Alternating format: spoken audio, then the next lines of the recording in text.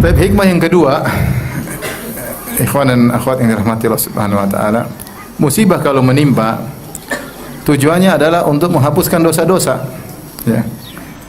Kita tidak ragu kita banyak dosa. Apalagi di zaman sekarang, zaman medsos, zaman internet, terlalu banyak kita mendengar berita, terlalu banyak mata kita melihat hal-hal yang dilarang oleh Allah Subhanahu wa taala. Sudah dipastikan setiap hari kita terjerumus dalam dosa, ya.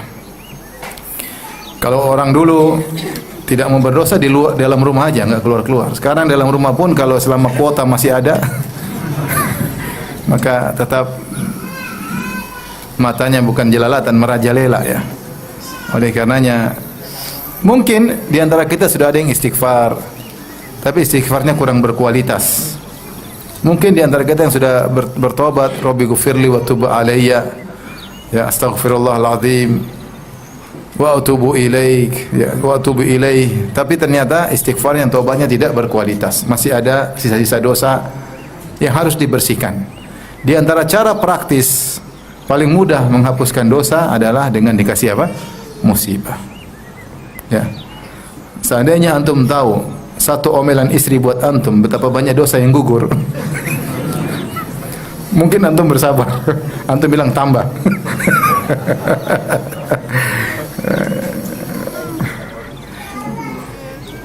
Saya kasih gambaran, orang demam. Demam itu kan sebenarnya tidak berat, ringan. Itu biasa demam. Apa kata Nabi ketika ada seorang wanita Rasulullah jenguk kemudian dia mencela demam? Kata Rasulullah SAW, la tasubbil humma fa innaha tudhibu khataya bani Adam kama yudhibul kir khabathal hadid. Jangan kau mencela demam. Sungguhnya demam itu menghapuskan dosa-dosa sebagaimana alat pandai besi menghilangkan karatan besi. Alat pandai besi itu mudah menghilangkan karat besi, tinggal panas, karatnya bisa cepat hilang. Itu gambaran tentang demam. Saya sama antum. Demam sama diomelin istri, sakitan mana? Demam. Berarti udah terbiasa ya. Hah? Jarang ngomel, masya Allah makanya. Nah, kalau jarang ngomel, sekali ngomel sakit. Artinya subhanallah, musibah itu mudah sekali. Itu demam aja sudah menghapuskan dosa. Bagaimana kalau sakit lebih apa? Lebih parah. Bagaimana kita lebih parah, maka sangat mudah dihapuskan dosa-dosa. Makanya Rasulullah SAW mengatakan la yazalul bala bil mu'min wal mu'minah fi nafsi wa waladihi wa malihi. Senantiasa musibah menimpa seorang mukmin dan seorang mukminah pada dirinya, pada hartanya, pada anaknya. Ya, musibah buat dia yang sakit atau hartanya berkurang atau anaknya yang sakit atau anaknya meninggal. Hatta yalqallaha wa laisa alaihi khati'ah. Sampai dia bertemu Allah tidak ada dosa sama sekali. Saya sering ditanya beberapa orang, Ustaz, kok saya rasa musibah bertubi-tubi menimpa saya. Subhanallah. Mungkin Allah ingin menghapuskan apa? Dosa-dosa. Jadi musibah ini cara praktis untuk menghapuskan apa? Dosa-dosa. Rasulullah SAW bersabda, "Ma yusibul muslim min wasabin wala nasabin wala hammin wala hazanin wala adhan hatta syauka yushaquha illa kafarallahu bi khatayahu." Tidak ada satu musibah pun menimpa seorang muslim, baik letih, bahkan letih, sakit, gelisah, sedih, diganggu, dizolimi oleh orang, dikata-katain orang, sampai duri yang mengenainya, kecuali semuanya akan menghapuskan apa? Dosa-dosanya. Jadi makanya ketika Rasulullah menyinggung orang sakit, Rasulullah mengatakan la ba'sa tahurun insyaallah. Tidak mengapa, semoga, maksudnya penyakit yang kau alami ini tahur, sebagai pembersih dosa-dosamu, sebagai pembersih dosa-dosamu. Maka seorang bersabar karena dibalik hikmah musibah adalah menggugurkan apa? Dosa-dosanya. Ini kenyataan saya lihat, ada sebagian orang, kenyataan beberapa orang saya kenal. Dulu dia bekerjanya haram. Entah ini, entah ini. Ada beberapa orang, mau satu orang. Satu kerjanya begini, satu kerjanya begini. Subhanallah, sekarang ini mereka sering kena musibah. Tapi yang jadi saya takjub, mereka sabar. Bisa jadi ini untuk menghapus dosa-dosa yang apa? Masa lalu. Kasih musibah. Tapi mereka sabar. Luar biasa. Ya, bisa jadi, saya dalam hati bisa jadi, saya tidak bilang ke dia ya, nggak enak, cuma bisa jadi ini menghapus dosa-dosa mereka masa masa lalu yang terlalu bertahun-tahun mereka tenggelam dalam dosa-dosa tersebut, ya. Allah punya cara untuk menghapuskan dosa-dosa. Kadang-kadang seorang tahu-tahu dibuat gelisah tanpa ada sebabnya, enggak tahu sebabnya apa. Ustaz, kadang saya gelisah enggak tahu sebabnya apa. Jelas ada sebabnya, yaitu apa? Dosa. Ama asabaka min sayyi'atin famin nafsik, kata Allah, apapun keburukan yang menimpamu adalah akibat dari dirimu sendiri. Adalah akibat dari dirimu sendiri. Maka di antara hikmah musibah adalah menggugurkan dosa-dosa kita. Terus siapa sih di antara kita yang tidak punya dosa? Kita semua punya dosa. Ibu-ibu, siapa yang tidak punya dosa, ibu-ibu?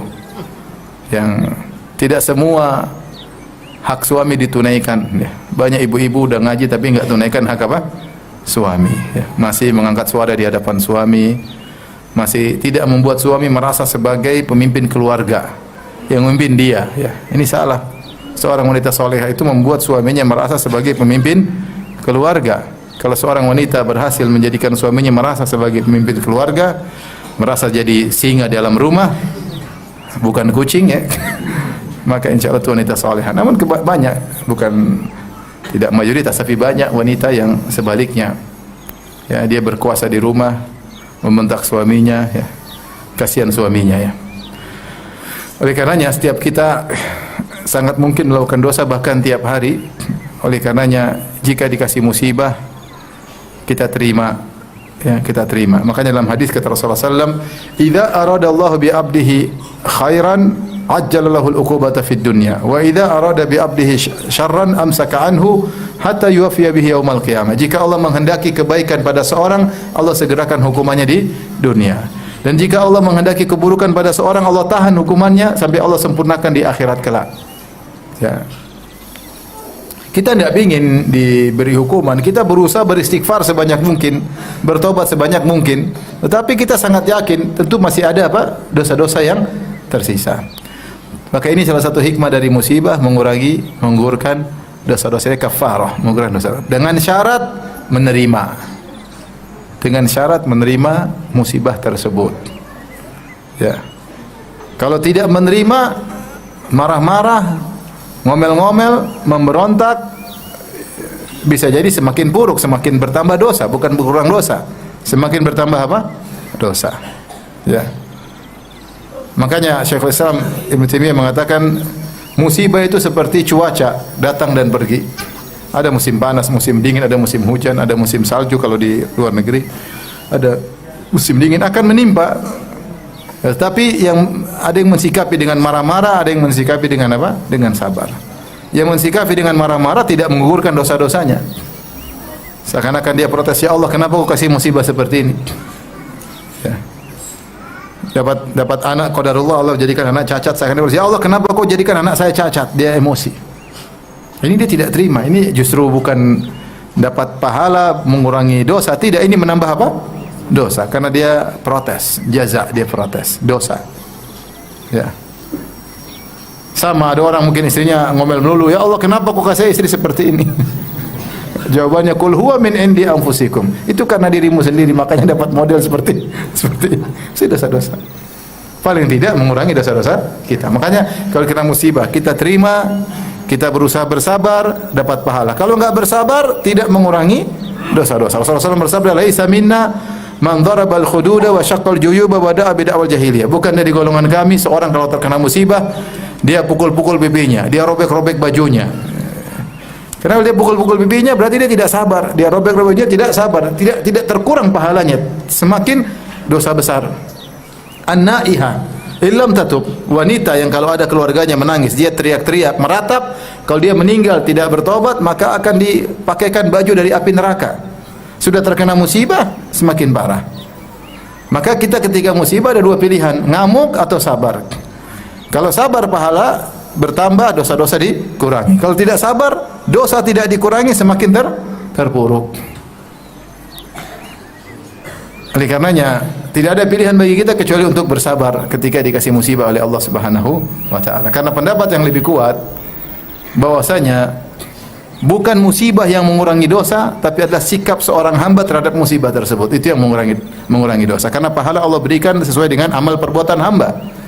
Nah, bagaimana sikap hamba terhadap musibah tersebut? Kalau dia sabar, baru dapat pahala dikurangi apa?